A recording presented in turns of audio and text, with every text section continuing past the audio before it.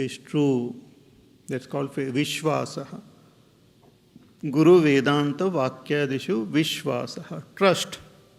Because we don't know, we have not experienced. The scriptures are telling us, like Bhagavad Gita, like Upanishad, they clearly tell us that you are that Brahma, Tattvamasi. So one should first have faith, means we should accept that what they are saying is true. We have not yet realized it, but first is accepting that it is true, that what they are saying is true. That is very important. Then faith in the teacher, that my teacher who is revealing the scriptures to me, revealing his own experience, is what he is saying is true. Then faith in the truth also, that such a thing really is there, that Brahma is there. It is. And finally, faith in ourselves, that I will be able to follow this path and attain it. Many times we don't have faith in ourselves. We may have faith in all the other aspect, but we say, nahi, mujhse nahi hone wala hai wo. Maybe not in this lifetime. Maybe in the next lifetime I will try.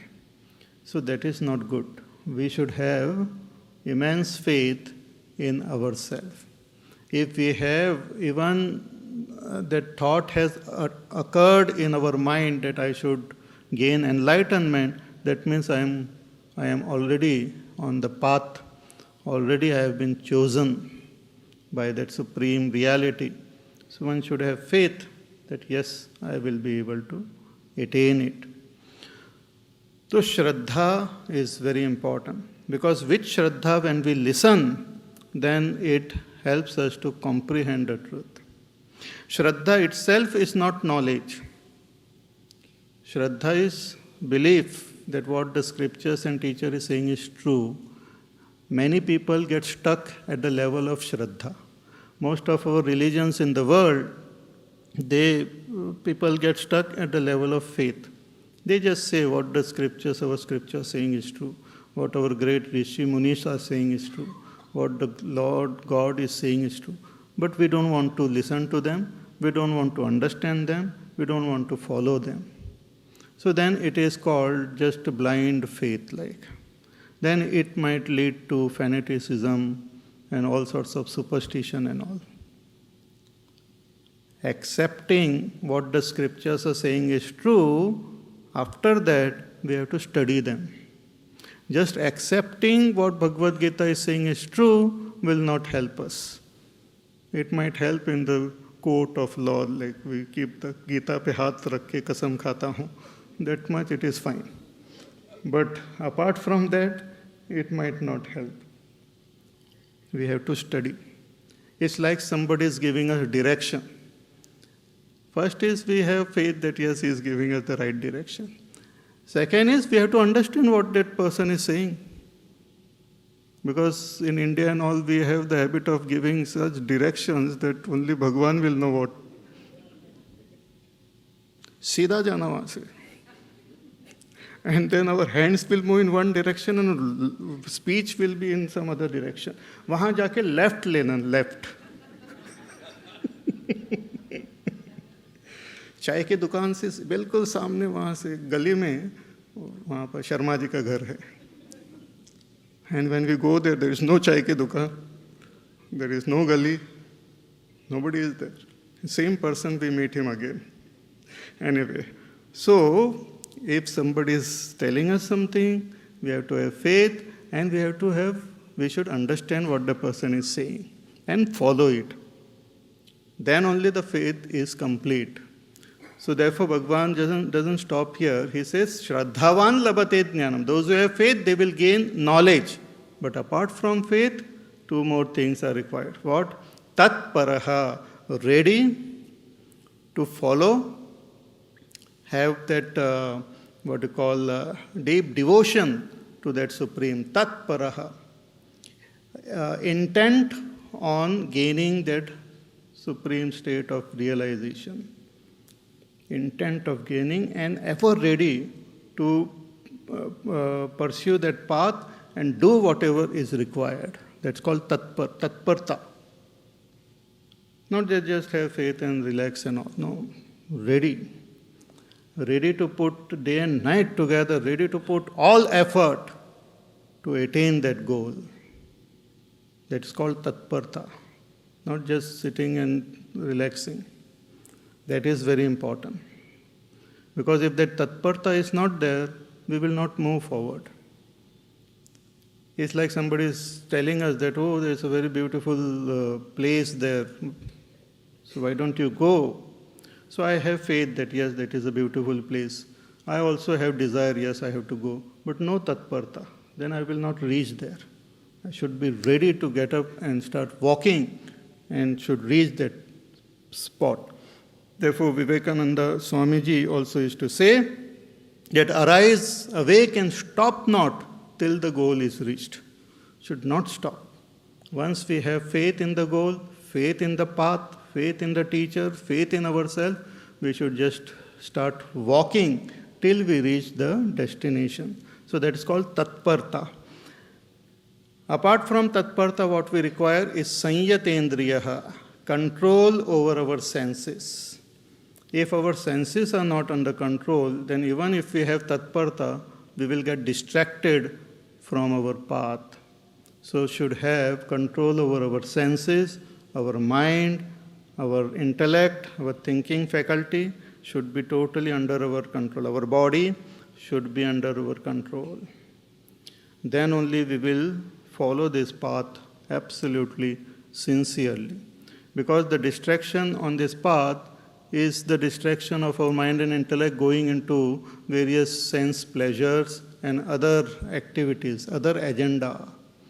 So there should be a single pointed agenda in our mind that I want to attain the state of enlightenment. All, if you read the life stories of all realized masters, you will find in their life this common factor, a single pointed agenda of attaining that goal. Even Swami Vivekananda used to have that. So sanyatendriyaha. So all these three are required. Faith, tatparta, ever ready to follow that path,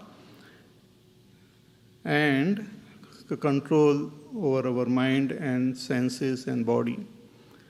If we have this, we will gain that knowledge, no doubt about it. And jnanam labdhva param shantim. And what is the sign? Again, what is the sign of this knowledge that I have gained? You will experience supreme peace. Param shantim. Achirena adhigacchati. With instantly, immediately, as soon as that knowledge is gained, this noise-making ahankar will get dissolved and there will be absolute peace. See, sometimes we have some machine or something running and it's making such a big noise. After some time you start accepting it. And that noise is there and you also leave and everything is going on. Suddenly something happens and that machine stops.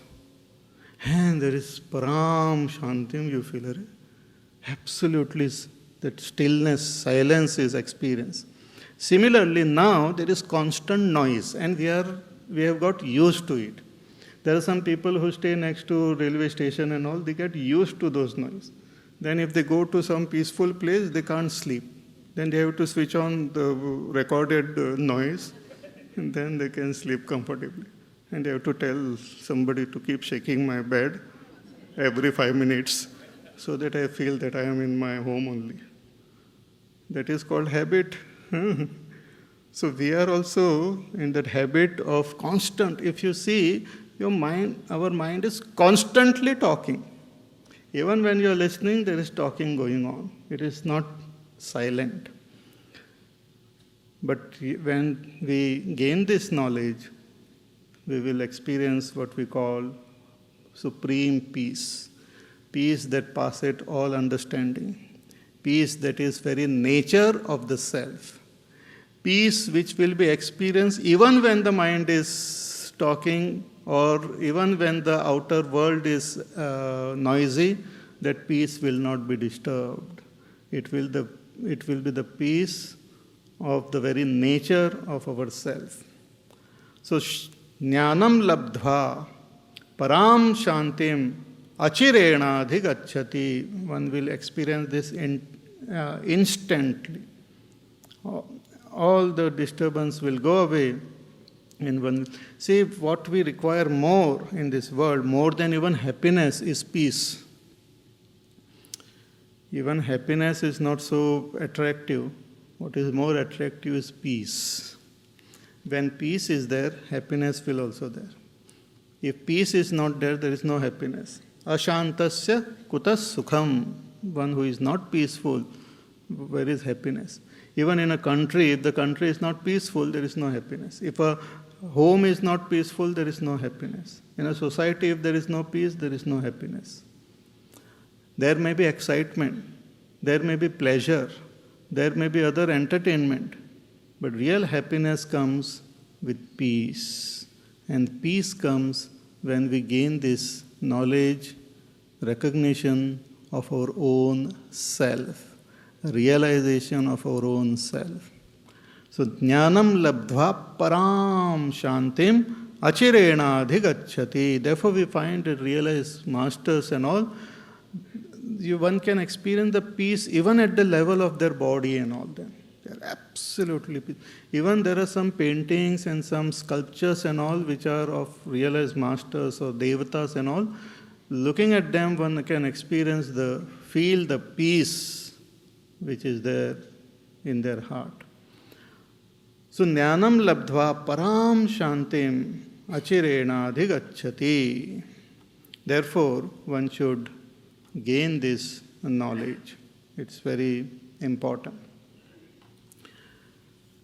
Now comes some important portion, that what prevents us from gaining this knowledge. The lack of all these qualities which Bhagavan has said. The first is the Shraddha. Lack of Shraddha prevents us in gaining this knowledge. So let us see the next verse. Adnyascha shraddhadhanascha samshayatma vinashyati nayam lokosti na paraha na sukham samshayatmanaha Adnyascha shraddhadhanascha samshayatma vinashyati nayam lokosti na paraha na sukham samshayatmanaha. These three types of people, they don't get knowledge. One who is totally ignorant, he has no knowledge anyway. So adnyaha, one who is adnyaha, he has no knowledge. But one who lacks faith, ashraddhadhanaha, person who lacks faith, faith in the scriptures, faith in the teacher, faith in the teaching, faith in that path which is revealed, one who lacks this faith, such a person also will not gain that knowledge or will be deprived of that sukha and shanti. And the third variety is even worse than that, and is called samshayatma, a person who has got doubt about everything. See, these three terms appear little similar. Let us try to understand the difference. One is adnyaha. Adnya means who doesn't have any knowledge of the self, ignorant person. Not only ignorant of the self, but ignorant of the means which will help to recognize that self. Doesn't know anything. Doesn't know that there is such a thing called enlightenment. And many people are like that, who think religion is meant only to go to the temple and do namaskar to Bhagwan and ring the bell. They don't know anything about this state of enlightenment. In the world, very few people have heard about, they might have heard about Bhagavad Gita, at least in India, but very few people have heard about the Upanishads. And even if they have heard about Bhagavad Gita, they don't know what it is. They only know that it is a holy